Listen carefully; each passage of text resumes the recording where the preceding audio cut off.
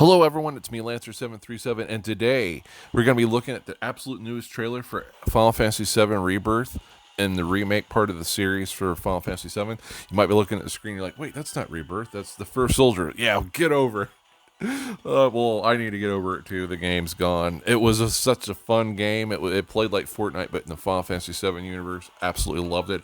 I was a Dragoon. Man, good memories. Anyway, let's get into watching the newest trailer for Final Fantasy VII Rebirth, and I'll react to it. Okay, the volume's going to be at max, so cover your asses. I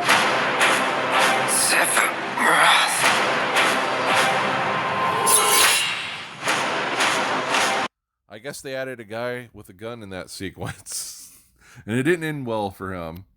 Okay, let's get going. What happened to this place? It was Sephiroth. It can't be.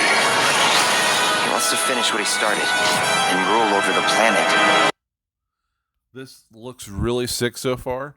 One thing I'll point out, it looks like the animation and the voice actors stay true to Advent Children, which is awesome. When it comes to video game movies, I think my absolute two top favorite ones are Halo Forward Unto Dawn, really all the Halo movies, and Advent Children. Those two things I just mentioned, well, it's multiple things for Halo, really. They're, besides being really good, they are canon to the game, so I think that adds a little bit of element to it that makes it better, because they keep it true to the game. So there's things that they are obligated to stay true to the game with in the story, and like when you see them deviate too much in some video game movies that go so far out there, you might as well not even be watching it, because it barely resembles the series that it's based off of. Now, that being said, like, I think ones that do deviate, that are their own universe, that are not canon to the games they're based off of, the original Mortal Kombat is one of those, and that was really good. Sonic 2 was really good too. Sonic 1 wasn't bad. I'm not going to name them all off. Let's get back into this. And just so you know, for a limited time, don't forget to check your theaters. For a limited time before Rebirth comes out, or around the time Rebirth comes out. But yeah, check your theaters, check online. For a limited time release, they're going to have Advent Children come back in theaters. It's going to be awesome. I got to go back and watch it, because, again, it's one of my most favorite movies, besides being the best video game movie, excluding, again, Halo Forward Unto Dawn. But let's get back into it. You coming? Way ahead of ya! We have to help them! Let's get to work. You are truly a model soldier. Oh, I've been hearing rumors that she either really dies, or she's going to be the one that dies in this instead of Aerith, and that horrifies me. Tifa is the ultimate original waifu. You can't kill her, please, no. I hope she doesn't die, but the combat, it looks sick. It looks really sick. I'm noticing there's no Sid Highwind, though, which partially concerns me. I mean, I know you can't always play Sid Highwind, but I've also heard he's only going to be an NPC in the second game. I'm not saying that from an official source. I'm hearing that from people that are speculating. So I could, of course, be wrong. Sid Highwind is my favorite character in this game. It might be a no-brainer for you, because I love dragons. I love lances. I love fighter pilot games, and so like Sid Highwind is a dead ringer for things that I like. But anyway, it looks really, really cool. I don't think they've changed too much in the game mechanics, excluding just adding more to it as opposed to doing something radically different. But it looks really good. I just don't want Tifa to die. Please don't kill Tifa. Tifa and Cortana are the original. Well, she's not a original waifu, but they are the greatest waifus in video games. Do not kill them, please. We can handle this. I will reclaim our world.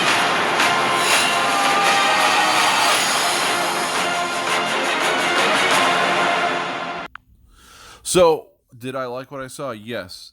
My only problems is it hasn't come out on Xbox yet. Granted, yeah, I know people are like, well, it should stay on PlayStation, or it came out on PlayStation first, and that is true.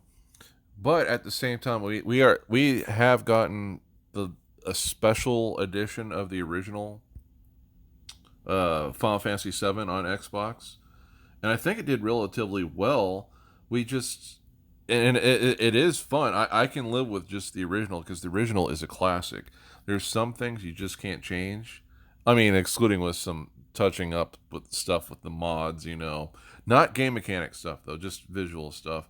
But at you know, you can't beat that. And then we got the remake of Final Fantasy VII Crisis Core, and we got like DLC for the remake of Final Fantasy VII for the Power Washer game. And you would think with that would mean that we should be at some point get the remake of Final Fantasy VII, which I really honestly hope we do, because again, it's my favorite RPG series that isn't part of another series. It's not completely an RPG itself. Like Star Wars is one of my absolute favorite series. There's other things about it other than RPGs, so shouldn't technically count that way. What I'm saying. Oh, do I have enough for him? He's my favorite Lancer in this game, and until Sid comes along, and even then, it's going to be a big toss up because this guy is everything about him is stuff I like. Purple dragons, he's all about that. He uses purple lasers as his most ultimate attack, and it counts as every single element. That is freaking awesome. And he's just like one of the most powerful characters in the game. He stabbed people through a mountain with his lance. It was awesome. And of course, Tifa's here too.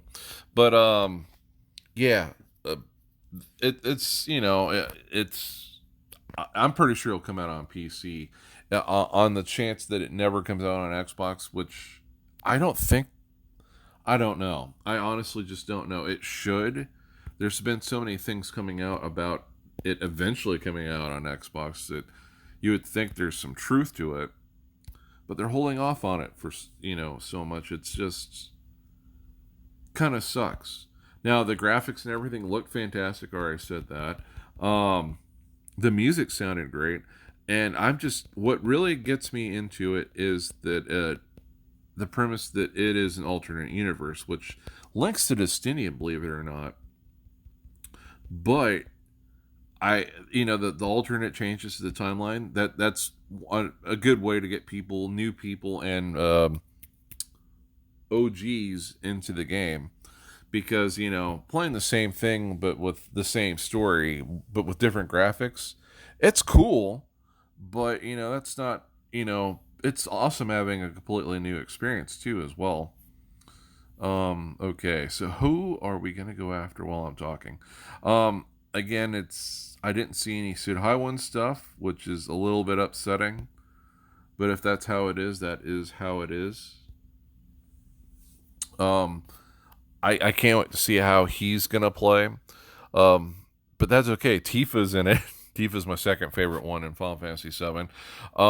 Cloud is up there too. Usually, I'm not into being a big fan of the main character. It's just the other characters tend to be the cool ones. Like Final Fantasy VI. It's Shadow that steals the show. At least for me. I guess it could be different for other people. But yeah, it looks awesome. Everything about it looks awesome. The music sounds really good. Oh, and I did a video about it, but the music they made for the second to last trailer was amazing with the real orchestra and that singer. That was just really, really beautiful. Don't know why I'm getting into that. I greatly enjoyed it. I enjoy Final Fantasy VII. I enjoy the series up to 7 and then Destinia. Wasn't really a big fan of any of the other ones that came after it. But that's just how it is. And I would love to hear what everyone else thought of it. I went back while it was paused to see if there was anything else I missed. I thought maybe there was a scene near the end where Sid was standing next to the Cloud, but unfortunately it was not. It was Tifa and Barrett. Nothing wrong with those two. I love my boy Sid. I want him in the game. Let me know what you think about that as well. Should he just be an NPC? Should he be playable? For me personally, again, I'd love to have him be playable.